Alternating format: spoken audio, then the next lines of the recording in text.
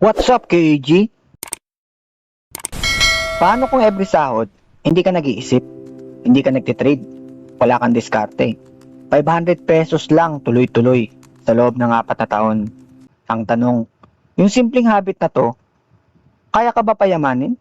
O isa lang tong slow way para matalo ng market? Pag-usapan natin. Let's go! Alam mo, karamihan sa crypto, puro hype. Buy now, bull run na, last chance na. Pero napansin ko, yung mga taong talagang kumikita, hindi sila maingay. Simple lang ang ginagawa nila. Kaya naisip ko, what if tanggalin natin lahat ng diskarte? Walang timing, walang analysis, walang signal.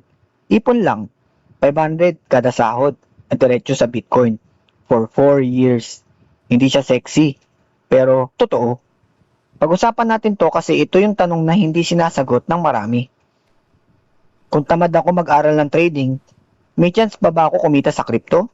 At ang mas importante, pwede bang consistency lang ang panalo?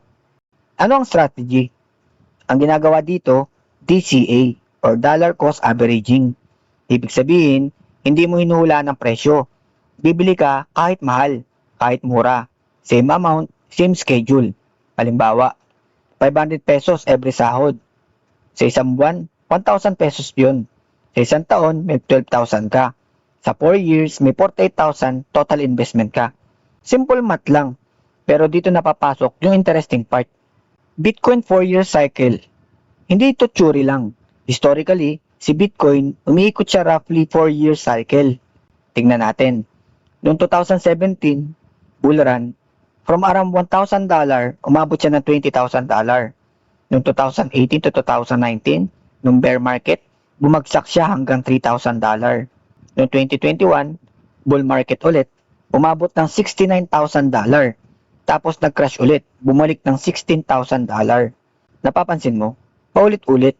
Una, takot, then accumulation, tapos mag-hype, magka-crash, tapos uulit. Ito yung hindi nalalaman ng karamihan. Hindi ka yayaman sa perfect timing. Mas malaki ang chance mo kung nakasakay ka sa buong cycle. What if nag-DCA ka sa past? Example lang simple lang. Kung nag-DCA ka ng 2018 bear market hanggang 2021 bull run, kahit hindi ka marunong mag-trade, kahit wala kang alam, kumita ka. Bakit? Kasi bumili ka habang mura. Kahit hindi mo alam na mura na pala. Ito naman yung mga weakness ng strategy. Hindi magic ang DCA. Kung nag-start ka sa peak, halimbawa 2021, pwede kang malugi ng ilang taon.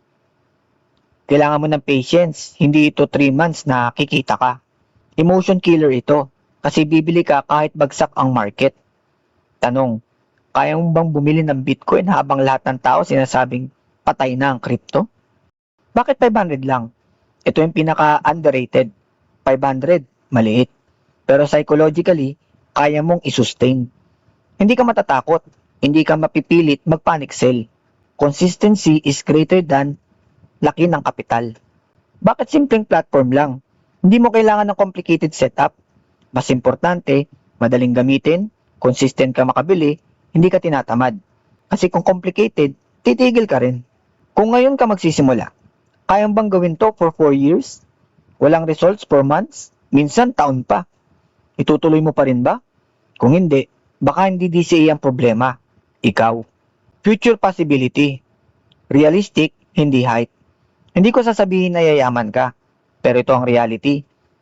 Kung umulit ang history ng Bitcoin cycle, yung mga nag-accumulate sa bear market, sila yung kumikita sa bull run. Hindi dahil magaling sila, kundi dahil nandun na sila. So, ire-recommend ako ba? Oo. Kung tamad ka sa trading? Oo. Kung long-term thinker ka? Hindi. Kung gusto mo lang mabilisang kita? At hindi kung emotional ka sa market. Ito ay hindi para sa lahat. Ito ay para sa mga consistent. So ngayon, may dalawang choice ka. Maghintay ka ulit ng perfect time para bumili o magsimula ka kahit maliit. 500 pesos lang. Walang diskarte, ipon lang. Ang tanong, after 4 years, magpapasalamat ka ba sa sarili mo dahil nagsimula ka ngayon? O magsisisi ka ulit na sana nag-start pa ako dati? Game on!